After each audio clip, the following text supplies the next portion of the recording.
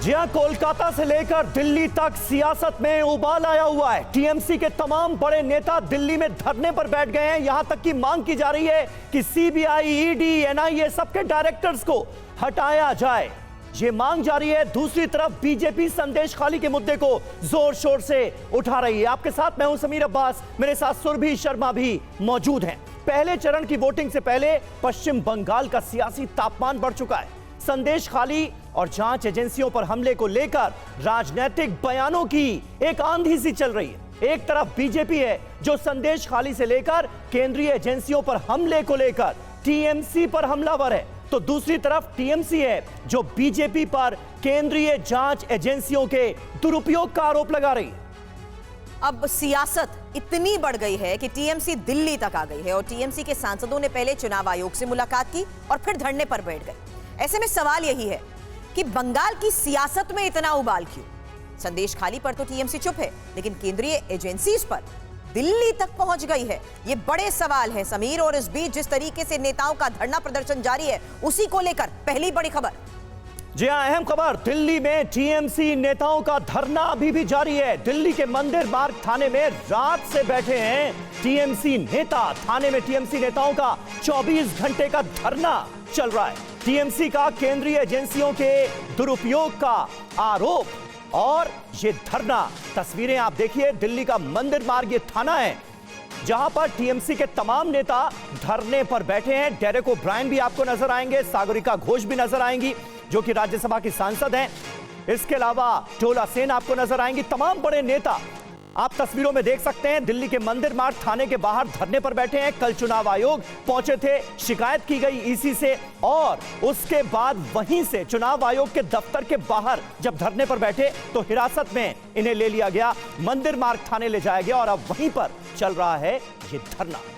दो तस्वीरें एक साथ आपके सामने होंगी जहां देखिए किस तरीके से लगातार अब केंद्रीय एजेंसियों के खिलाफ एक्शन को लेकर ही दिल्ली रुख किया गया टीएमसी की तरफ से। अब चुनाव आयोग दफ्तर के बाहर धरने की एक तस्वीर आपके सामने है, लेकिन अब मंदिर मार्ग थाने पर जो स्थिति है उसके तहत बड़ी खबर यह है कि पिछले 24 घंटे से जो हालात अभी यहां पर बने हुए हैं, धरना प्रदर्शन यहां पर किया जा रहा है। जी हां, और आइए कुछ और डिटेल से आपको करा देते हैं वाकिफ। केंद्रीय एजेंसियों पर हमले में जो सियासत हो रही है उसको जरा हम आपके सामने रखते हैं और वो समझाते हैं टीएमसी की तरफ से हुआ क्या। 10 सदस्यीय दल चुनाव आयोग पहुंचा। ये पूरा डेलीगेशन था जो कि चुनाव आयोग पहुंचा, अधिकारियों से मुलाकात की, शिकायत की। एक्शन क्या हुआ? पुलिस ने धरना दे रहे नेताओं को यहां से हटा दिया, क्योंकि ऑफिस से बाहर जब ये नेता निकले तो वहीं पर धरने पर बैठ गए थे। हालांकि इंपॉर्टेंट इसमें यह भी है कि टीएमसी की तरफ से समीर साफ तौर पर यह कहा गया कि केंद्रीय एजेंसियों का गलत इस्तेमाल हो रहा है, उसी के तहत ये शिकायत करने के लिए चुनाव आयोग का रुख कर रहे हैं। लेकिन वहां जिस तरीके से एक्शन हुआ उसमें तस्वीर यह सामने आई कि सभी को दिल्ली के मंदिर मार्ग थाने ले जाया गया, और यही वजह है कि यहीं पर अब समीर धरना भी दिया जा रहा है। जी हां, ED, income tax, NIA, CBI chief को बदलने की बड़ी मांग कर दी है टीएमसी ने।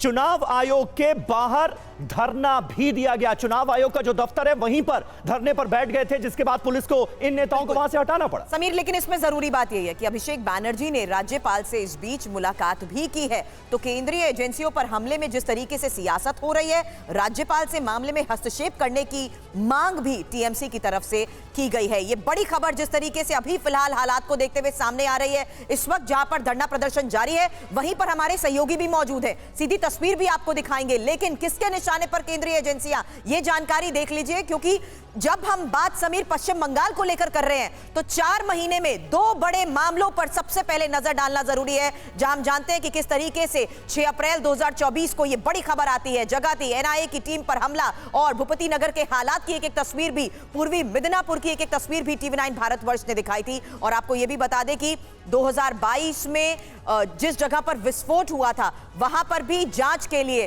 टीम पहुंची थी।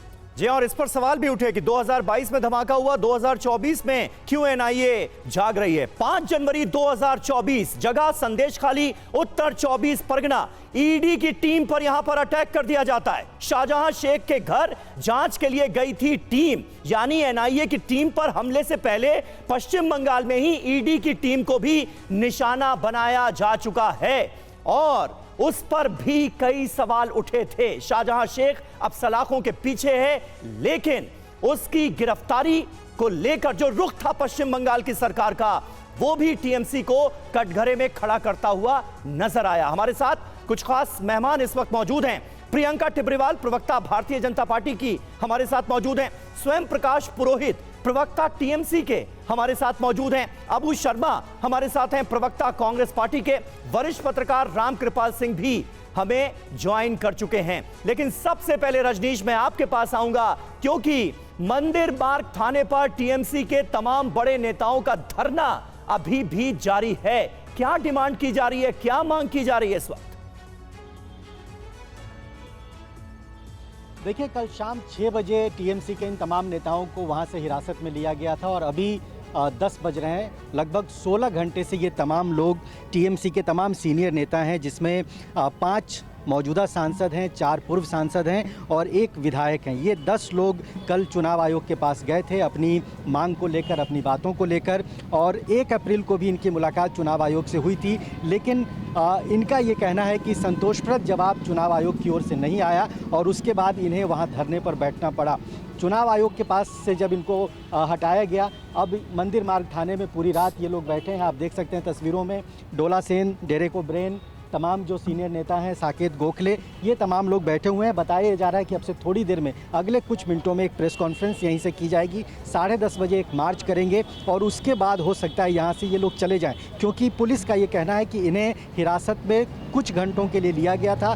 कल रात में इन सबको यहाँ से जाने के लिए कह दिया गया था, लेकिन इसके बावजूद ये तमाम लोग यहाँ पर बैठे हुए हैं, एक तरह से प्रोटेस्ट यहाँ पर कर रहे हैं। अभी ये पुलिस के हिरासत में नहीं है और कई बार पुलिस के लोग आए, उन्होंने रिक्वेस्ट भी किया है तमाम नेताओं से कि वो यहाँ से चले जाएं, लेकिन ऐसा लगता है कि 10:30 बजे एक प्रोटेस्ट मार्च यहाँ पर करके उसके बाद ये तमाम लोग यहाँ से चले जाएंगे। डिमांड यही की जा रही है तृणमूल कांग्रेस की ओर से, और बार बार ये कहा जा रहा है कि बीजेपी के एक नेता का एनआईए के एक मेंबर से कथित मुलाकात की तस्वीर इन्होंने चुनाव आयोग को दी है और सीधे सीधे इनका आरोप है कि एनआईए और दूसरी सेंट्रल एजेंसी जो हैं वो मिसयूज़ हो रही हैं, केंद्र सरकार के इशारे पे काम कर रही हैं और सेलेक्टिव टारगेट तृणमूल कांग्रेस के नेताओं को किया जा रहा है और इस पर चुनाव आयोग को गंभीरता से कदम उठाना चाहिए। यही इनकी मांग है। इसी बात को लेकर ये कल भी प्रदर्शन कर रहे थे। यानी आप ये कह रहे हैं समीर, कहना यही सही होगा कि अब तथ्यों के साथ और सबूतों के साथ इन्होंने इलेक्शन कमीशन का रुख किया है। और इंपॉर्टेंट इसमें यह भी हो जाता है, प्रियंका टिब्रीवाल,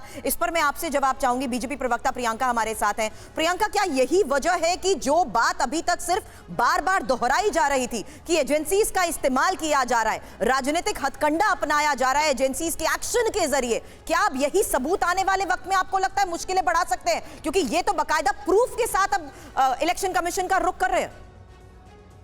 मैडम, कोई मुश्किल नहीं है। और प्रूफ आप किसे कहती हैं?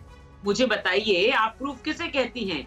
अगर आज एनआईए का कोई चीफ है या ईडी का कोई चीफ है या इलेक्शन कमीशन का कोई चीफ है, अगर मान लीजिए अगर कोई उनसे मिल भी लेता है तो वो क्या साबित करता है?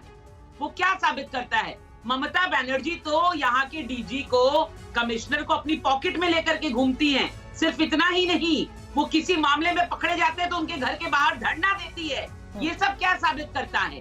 देखिए, पहली बात तो ऐसा है कि जैसी करनी वैसी भरनी, ये आज लोकतंत्र की दुहाई दे रहे हैं। अरे लोकतंत्र की तो धज्जियां उड़ा रखी है इन्होंने पश्चिम बंगाल में, तो आज किस चीज की दुहाई दे रहे हैं? देखिए, कुछ भी नहीं, ये सब नाटक स्वरूप है। इसीलिए ये आज वहां पर ठाले हैं, बेकार हैं, इनके पास कोई काम नहीं करने को, क्योंकि इनमें से जितने जन वहां जाके बैठे हैं कोई भी चुनाव नहीं लड़ रहा, तो वेस्टेज ऑफ टाइम करने गए हैं, इसीलिए अपना समय वहां नष्ट कर रहे हैं। अरे आप, मैं कहती हूँ एनआईए का चीफ छोड़िए, ईडी के चीफ छोड़िए, इलेक्शन कमीशन का चीफ छोड़िए, ये तो प्रधानमंत्री बदलना चाहते थे।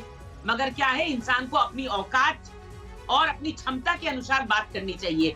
पूरे देश ने जिसको चुना है उसको ये क्या हटाएंगे? इसी तरह से मैं कहती हूँ कि इनकी जो भी कंप्लेन थी ये दे के निकल सकते थे, लेकिन देखिए इनके खून में जो है वो नौटंकी बढ़ती है। ममता बनर्जी की नौटंकी जो है कई सालों तक हमने देखा। जब सीपीएम था, ये जानबूझ करके उनकी गाड़ियों पर चढ़ के नाचने लगती थी, चिल्लाने लगती थी कि देखिए क्या हो रहा है, क्या हो रहा है। आज क्या हुआ? आज क्या हुआ? आज लोगों की जब इज्जत लूटी जा रही है, औरतों का बलात्कार हो रहा है, सब इनके मुंह से आवाज नहीं निकलती।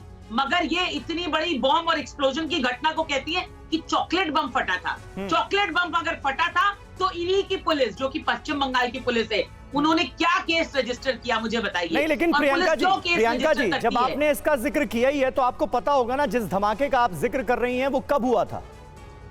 2022 में हुआ था सर, उसका जवाब भी आपको और जांच देती हूँ। कब हो रही है? एनआईए की टीम कब पहुंच रही है? लोकसभा चुनावों से साहब, पहले 2024 में। आपका प्रश्न समझ गई मैं, मेरे जवाब जो है आपके प्रश्न से पहले तैयार है। हाँ, बताइए।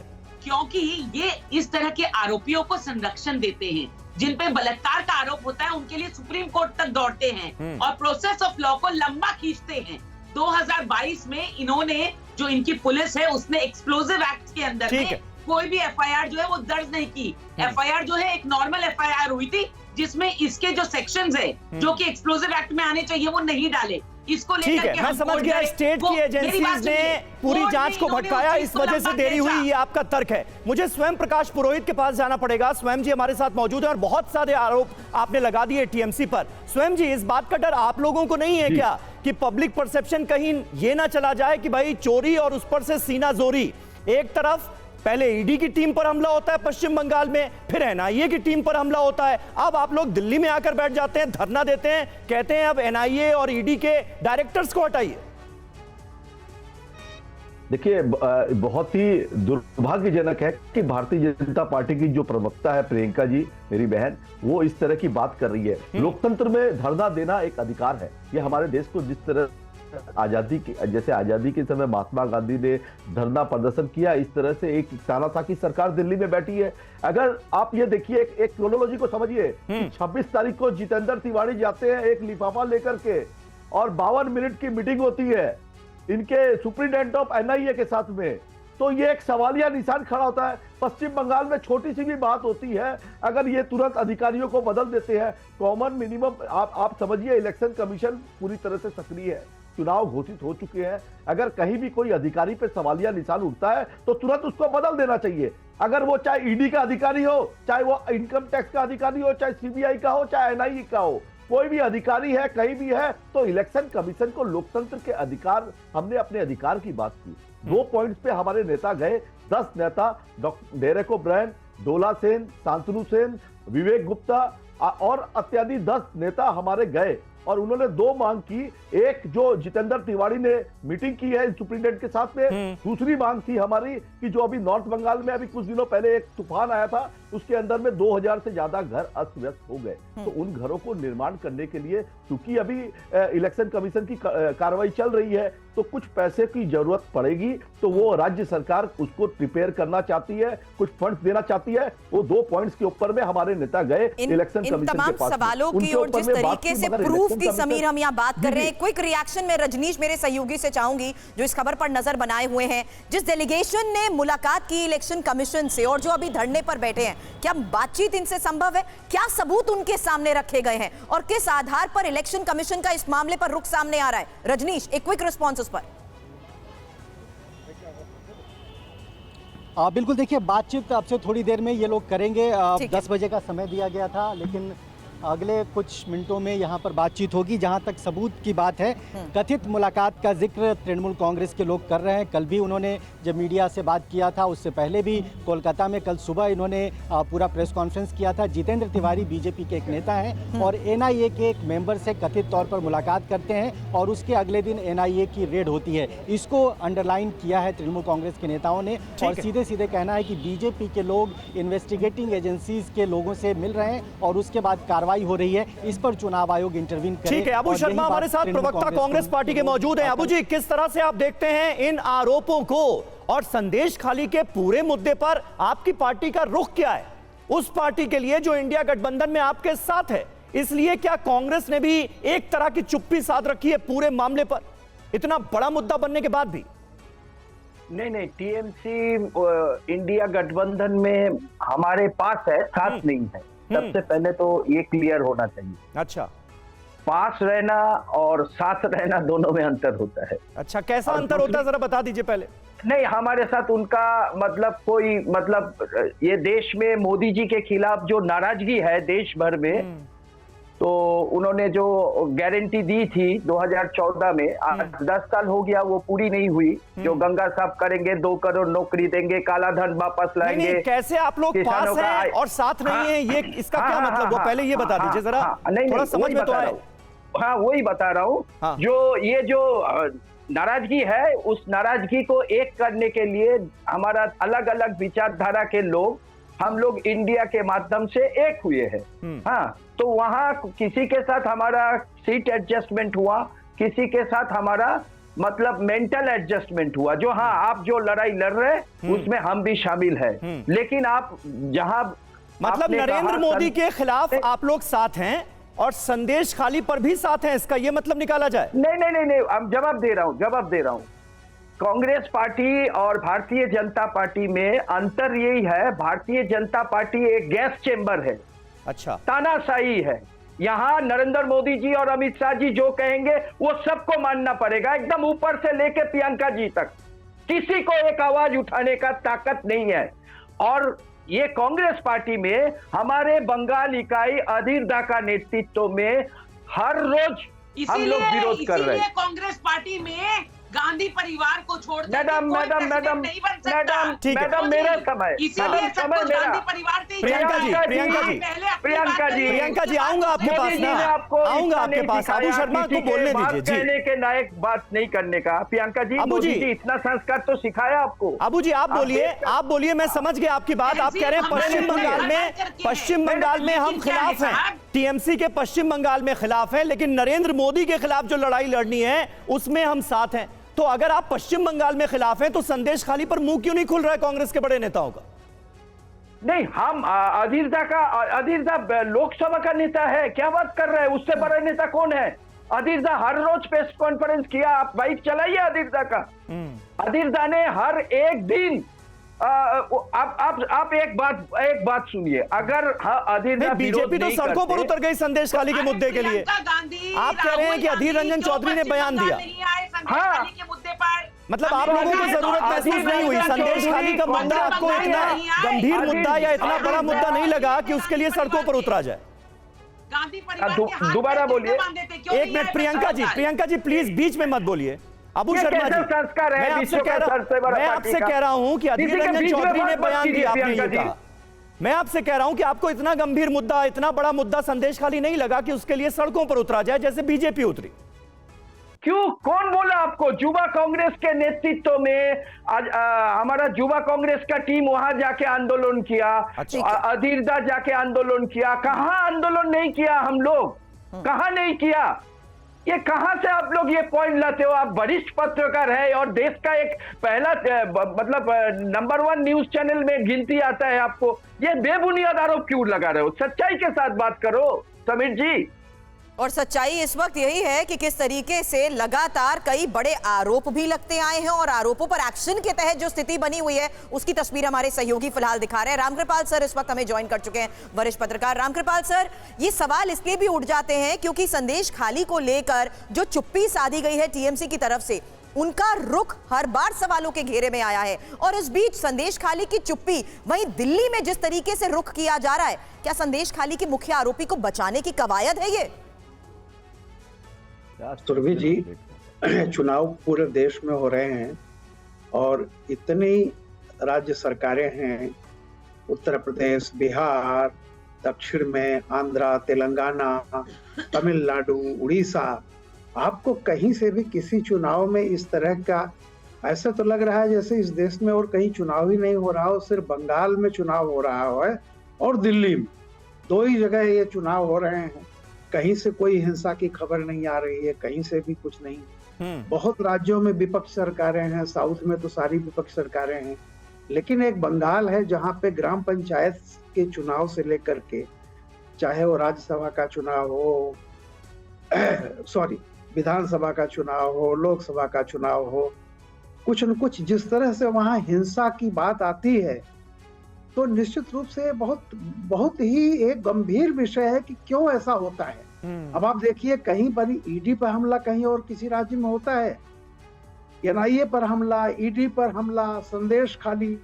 इस बार बंगाल में संदेश खाली की घटना ने जिस तरह से बंगाल की सियासत को बेनकाब किया है, ये जो आज दिल्ली में जितनी एक्सरसाइज हो रही है, धरना प्रदर्शन, ये सब सुरभि जी जो आप कह रही थी सही है। उस घटना से ध्यान भटकाने की एक कोशिश है और एक ऐसा विक्टिम कार्ड खेलने की कोशिश की जा रही है ताकि संदेश खाली से जो नुकसान हुआ है उसकी भरपाई ईडी, सीबीआई, ये इनका रोना रो करके पूरा किया जाए, लेकिन इसमें कोई सफलता मिलेगी नहीं। और देखिए एक बात तो है, ममता जी बहुत डरी हुई हैं, उनको मालूम है कि 24 की लड़ाई तो फ्यूटाइल है, अच्छी तरह जान रही हैं कि बीजेपी सत्ता में आने जा रही है, इसलिए चुनाव नहीं हुआ, आपको पता चल गया। अब उनकी रामकृपाल जी, चुनाव नहीं हुआ, आपको पता चल गया। सुन लीजिए, नहीं, आप निष्पक्ष पत्रकार है या बीजेपी का प्रवक्ता है? एक लाइन अब तमीज कहाँ गई? फिर आप बोलिएगा। तमीज कहाँ चली गई? अरे एक लाइन मेरी सुन कांग्रेसियों लीजिए। को तमीज नहीं प्रियंका जी है। एक-एक करके शर्मा जी सुनने, उनको अपनी पूरी बात करने दीजिए रामकृपाल जी को। विधानसभा चुनाव के लिए जी। इसीलिए देखिए कांग्रेस के हलक से ये निकल नहीं पा रहा है। हाँ। कांग्रेस पार्टी से जब पूछा जा रहा है हाँ। टीएमसी का संबंध, तो कुछ ऐसा कह रहे हैं जैसे कुछ आध्यात्मिक संबंध है। हम लड़ भी रहे हैं, नहीं भी लड़ रहे हैं, हाँ। हम साथ भी हैं, हम केंद्र में साथ हैं, यहाँ हम लड़ रहे हैं, संदेश खाली पर विरोध भी है, लेकिन हम इंडिया अलायंस में साथ भी हैं। ये सब देखिए, ममता बनर्जी अगला विधानसभा चुनाव की तैयारी कर रही है, इसलिए कांग्रेस को एक फूटी कौड़ी उन्होंने नहीं दी है।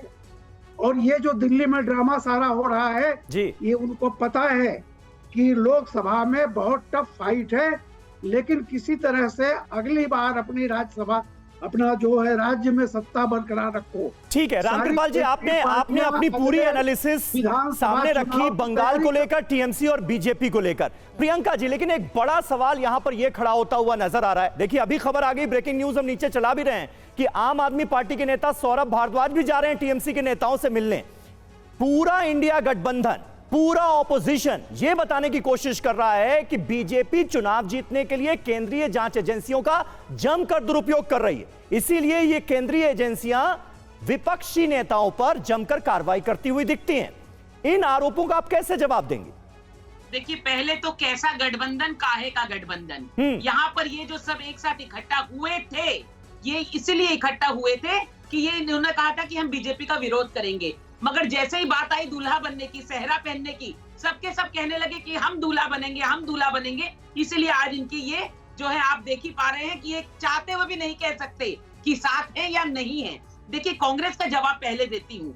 देखिए संदेश खाली की गुहार जो है उस पर ये अपना कान खुजाएं, और मणिपुर और यूपी की जब बात होती है तो दौड़ दौड़ करके प्रियंका गांधी, राहुल गांधी दौड़ दौड़ नंगे पैर वहां जाए। क्यों ये फर्क, क्यों वहां की औरतों में और यहाँ की औरतों में ये फर्क क्यों? पहले तो इसका जवाब दे। देखिए दूसरी बात, अभी आपने कहा आपके लोग वहां गए हैं, आप देख लीजिए कौन किसके साथ खड़ा है, जिन पर आरोप है, जो जेल में है, जिन पर क्रिमिनलिज्म का आरोप है, वो लोग एक दूसरे को जो कि अब नंगे हो चुके हैं चादर उड़ाने की कोशिश कर रहे हैं।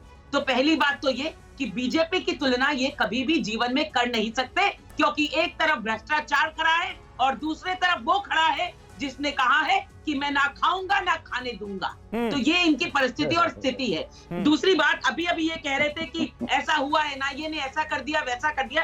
देखिए टीएमसी का जो इरादा है वो अब साफ रूप से स्पष्ट हो गया है, वो किस तरह से गतिमान है और किस तरह से उन्होंने वहां पर जब एनआईए गया तो लोगों को और अपने कर्मचारियों को, मैं कहती हूँ टीएमसी, लोग भी मत कहिए, टीएमसी के जो कर्मी हैं उनको किस तरह से गतिमान किया, किस तरह से संगठित किया, क्योंकि इनका संगठन ही हिंसात्मक है। इन्होंने कहा अटैक करो, और आप वीडियो मिला लीजिए, ममता बनर्जी का वीडियो है 2 दिन पहले का, जिसमें उन्होंने औरतों से कहा कि जब बीएसएफ और सीआईएसएफ आए तो झाड़ुओं से उनका स्वागत करो। नहीं प्रियंका जी, लेकिन ये स्थिति ना हो, ये स्थिति ना हो, इसके लिए क्या नॉर्मल जो एसओपी होती है उसका पालन नहीं किया जाना चाहिए था? एनआईए की टीम को, लोकल पुलिस को इसकी सूचना नहीं देनी चाहिए थी? सरासर झूठ। यही तो कह रही है टीएमसी। चिट्ठी दी थी पुलिस को, एनआईए की टीम ने चिट्ठी दी थी पुलिस को। देखिए ममता बनर्जी का हमेशा का ये ड्रामा है कि वो चिल्ला चिल्ला कर झूठ कहती है ताकि सच की आवाज, ये झूठ है। स्वयं प्रकाश पुरोहित, ये झूठ है, जरा जवाब दीजिए। झूठ है। टीएमसी तो लगातार ये बात कह रही है कि भाई लोकल पुलिस को इन्फॉर्म नहीं किया गया, इस वजह से स्थिति हो गई। एनआईए ने ये साबित करके दिखा दिया कि उन्होंने, ठीक है प्रियंका जी, आपने कह दिया, आप जवाब देने दीजिए। जी ठीक है, स्वयं जी जवाब दें। दो देखिए, पहली बात तो प्रियंका जी ने अभी अभी कहा कि मैं प्रधानमंत्री जी मोदी जी न खाऊंगा न खाने दूंगा। मैं उसमें एक लाइन और ऐड करता हूं, तुम मुझे चंदा, न खाऊंगा न खाने दूंगा, तुम मुझे चंदा दो, मैं तुम्हें धंधा दूंगा। तो ये बॉन्ड में ये नंगे हो चुके हैं। ये जो नंगापन की बात कर रहे हैं ना, और डरी हुई नरेंद्र मोदी की सरकार है जो ईडी और सीबीआई के डर से डरा करके नेताओं को, विपक्षी नेताओं को, और इतना स्तर गिर गया है कि अब जितेंद्र तिवारी जैसे नेता वो जाकर के सुप्रीडेंट से मिलते हैं और मिल करके बूथ कर्मियों को रोहित सर, लेकिन आप ही के स्टेट के दो बड़े मुद्दे 4 महीने में जो हालात बयां कर रहे हैं, उन्होंने भी तो आपकी सरकार पर सवाल उठा दिए। आपका एक्शन, आपकी जी, आपने मुझे बोलने दीजिए, मुझे तो थोड़ा समय दीजिए मुझे। हाँ। देखिए, इन्होंने अभी मुद्दा उठाया पश्चिम बंगाल के अंदर में कि ये इस तरह से संदेश खाली का मुद्दा। संदेश खाली के आरोपी जेल के अंदर में है। संदेश खाली की दुर्भाग्यजनक घटना के ऊपर में पश्चिम बंगाल पुलिस ने अपनी कार्रवाई की, मगर उसको चुनावी मुद्दा बना रहे हैं, बनाइए। मगर ब्रिज शरण जैसे नेता आपकी पार्टी के अंदर में खुलेआम प्रचार कर रहे हैं चुनाव का। आप देखिए, मणिपुर में आज तक देश का प्रधानमंत्री नहीं गया। ये सवाल सर, संदेश खाली की महिलाओं के बीच आपकी सीएम नहीं पहुंची, क्या वो आपके प्रदेश की महिलाएं नहीं है? बाकी महिलाओं को अगर यहाँ निर्देश दे दिए जाते हैं, हालात को देखते हुए उनके बीच हो जाती है, तो संदेश खाली की महिलाओं के बीच में क्यों नहीं? प्रियंका, एक मिनट, प्रियंका जी, एक एक करके बात करते हैं, उनको जवाब दीजिए। चिल्लाने से, प्रियंका जी चिल्लाने से आपका सच नहीं बदलेगा। अरे आप चिल्ला क्यों रही है? आप फिर चिल्ला रही है बीच के अंदर में, प्रियंका जी अन्याय हुआ, आप चिल्लाइए। अरे औरतों के साथ दिल्ली में जब औरतें बैठी थी तब आप कहाँ गई औरतों की अस्मिता? जब दिल्ली के अंदर में महिलाएं बैठी थी, साक्षी मलिक औरतें नहीं थी, तब आप चुपचाप बैठ गई। तब प्रधानमंत्री एक मिनट प्रियंका जी प्लीज स्वयं प्रकाश जी आपने भी घुमा दिया ना, मेरे सवाल को घुमा दिया आपने। मैंने आपसे सिंपल सवाल पूछा था। आपके नेताओं ने ये बात जोर शोर से कही कि एनआईए की टीम ने लोकल पुलिस को इन्फॉर्म नहीं किया। मैं बताता हूं, प्रियंका जी कह रही हैं आपके नेताओं ने झूठ बोला, इन्फॉर्म किया गया था। मैं बताता हूं 5:45 पर ओसी के पास में मैसेज गया 5:45 और उसके पहले 4 बजे एनआईए की। चुप रहिए, बीच में मत बोलिए। आप जज मत बनिए, आप जज नहीं है। आप उनको सफाई तो देने दीजिए, कोई आरोप लगाया आपने तो सफाई तो ले लीजिए। जनता आप लोगों को नकार चुकी है पश्चिम बंगाल की, और आप हारने के बाद में सीबीआई का डर दिखा रहे हैं देश की जनता को। और ये देश की जनता 2024 सवाल आपने किया, उसी का वो जवाब दे रहे हैं। संयम से सुनिए तो सही। आप जवाब सुनिए। प्रियंका जी ये गलत तरीका है। जवाब सुनिए। प्रियंका जी ये गलत तरीका है। जो सवाल पूछा आपने उसका जवाब आप ही नहीं चाहती, इसका मतलब उसका जवाब आप ही नहीं चाहती। जी। स्वयं प्रकाश जी जल्दी से जवाब दीजिए इस बात। 4 बजे एनआईए की टीम पहुंचती है। हाँ। मीडिया को साथ में लेकर के आप सोचिए। हाँ। जो गोपनीयता का मुद्दा है, ये बोलते हैं कि गोपनीयता हमारा विषय है, हम जाएंगे। तो लोकल थाने के ओसी को आपने 5:45 बजे इंफॉर्मेशन दी, 5:45 बजे, और 6 बजे उन लोगों को गिरफ्तार किया गया जिन्होंने भी कुछ लोगों को अटैक किया, उनके ऊपर में कार्रवाई की गई। तो मेरा बोलने का मतलब है, अगर आपको 4 बजे जाना है तो आप 3 बजे थाने में जाइए, थाने के व्यक्ति को साथ में लेके जाइए। 3:45 बजे जाइए, 4 बजे जाइए, आप थाने में रिपोर्ट करिएगा और वहां से साथ में लेके जाएंगे। अब झूठ सच का जज आप मत बनिए। सुनिए, आपको बॉन्ड में भी बचे हुए हैं। सुनिए, जितने झूठे लोग हैं भारतीय जनता पार्टी में है, प्रधानमंत्री जिस दल का नेता प्रधानमंत्री नरेंद्र मोदी जो 15 लाख के झूठे वादे करता हो, वो क्या झूठ के ऊपर में ज्ञान बांटेंगे? इन तमाम टाइमलाइंस और सबूतों के तहत रामकृपाल सर, ये क्योंकि वक्त की भी कमी, आखिरी सवाल होगा मेरा आपसे, और मैं जानती हूँ समीर आप कांग्रेस के अबू शर्मा से भी एक सवाल इसके बारे में लेना चाहते हैं, लेकिन रामकृपाल सर एक शॉर्ट रिएक्शन उस बात पर। कहीं ना कहीं राज्य के इसी हालात ने खुद टीएमसी को बैकफुट पर ला दिया है। ये बड़े मुद्दे हैं जो इस वक्त की स्थिति को बयां कर रहे हैं। बिल्कुल देखिए, अभी एक हफ्ते बाद चुनाव शुरू होने जा रहे हैं, और देखिए अभी तक कहीं भी आप देख लीजिए, सबको पता है ये जो इंडिया अलायंस के जितने घटक हैं, जितनी केंद्र राज्य से ये रीजनल पार्टीज हैं, उनको पता है कि क्या होगा 4 जून को। इसलिए ये सब की सब पार्टीज जो हैं, जो रीजनल पार्टीज हैं, ये अगले विधानसभा चुनाव की रणनीति कर रही हैं, और पूरी तरह से ये जो कुछ भी है माइलेज लेना चाह रही हैं। ये अच्छी तरह से जान रही है ममता जी कि किसी भी तरह से वो केंद्र में न तो प्रधानमंत्री न कांग्रेस का बनने जा रहा है, न ममता जी जा रही हैं। जी ये आपको एक पता है फाइट ना? देना चाह रही हैं वो कि बंगाल में फाइट दे पाए, और संदेश खाली से बंगाल जो में कोई नुकसान फाइट हुआ नहीं है, है। बंगाल अबू में शर्मा सिर्फ जी। गारंटी है। हाँ ठीक बंगाल में है, सिर्फ अबू शर्मा जी बताइए, कुल मिलाकर देखिए राजनीतिक समीकरण क्या बनते नजर आ रहे हैं, ये आपको पता चल गया होगा इस डिबेट के जरिए भी। कहीं ऐसा तो मैसेज नहीं चला जाएगा कि भाई संदेश खाली पर आप लोग जानबूझकर एक तरह की चुप्पी साधे हुए हैं क्योंकि इंडिया गठबंधन में साथ साथ हैं, ये भी दिखाना है। मैं आपका चैनल में दावा के साथ कह के जा रहा हूं, भारतीय जनता पार्टी 200 पार नहीं करेगा। अच्छा। पहला दावा तो मेरा ये है। दूसरा दावा, क्यों नरेंद्र मोदी जी ये नहीं कर रहे, कह रहा है जो मैंने गंगा साफ किया आपकी बार 400 पार, मैंने सालाना 2 करोड़ नौकरी दिया आपकी बार 400 पार, क्यों नहीं कह रहे? मैंने काला धन वापस लाया आपकी बार 400 पार, मैंने ना खाने दूंगा ना खाऊंगा आपकी बार 400 पार। अरे क्यों आप नहीं कर उनका रहे? नारा क्यों दोहराते क्यों? रहते हैं भाई? 400 पार, 400 क्यों पार, नहीं कह आप रहे? अपना बताइए ना। क्यों नहीं कर अरे रहे? इंडिया गठबंधन कितने नंबर्स ला रहा है जल्दी से? इंडिया गठबंधन का सरकार बन रहा है, आप नंबर, बेफिक्र नंबर। रहिए। 2004 में प्रमोद महाजन जी इंडिया गठबंधन का नंबर, इंडिया गठबंधन का नंबर, हम आपको आश्वासन दे रहा हूं, इंडिया गठबंधन का सरकार बनने जा रहा है भारतीय जनता चलिए पार्टी। नंबर नहीं बताएंगे ना, नंबर नहीं बताएंगे। 400 पार, 400 पार, इन्हीं नारों पर ये जो नारा है इस पर सवाल उठाएंगे। इन्हीं नारों पर तो कांग्रेस बहुत बहुत सवाल शुक्रिया आप सभी का हमारे बताने में साथ क्या इस है? बातचीत में जुड़ने के लिए।